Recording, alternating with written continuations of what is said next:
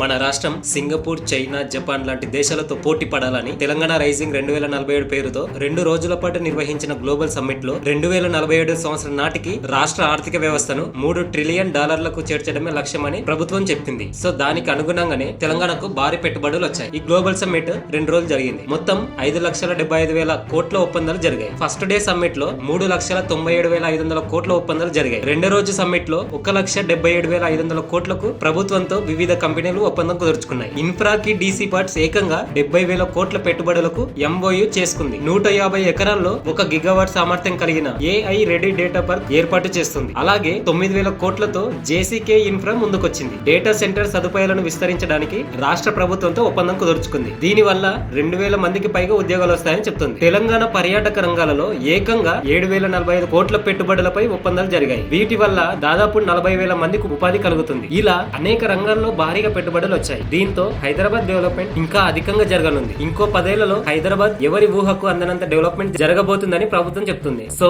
ఈ global summit పై మీ opinion ఏంటో ఖచ్చితంగా కామెంట్ చేయండి.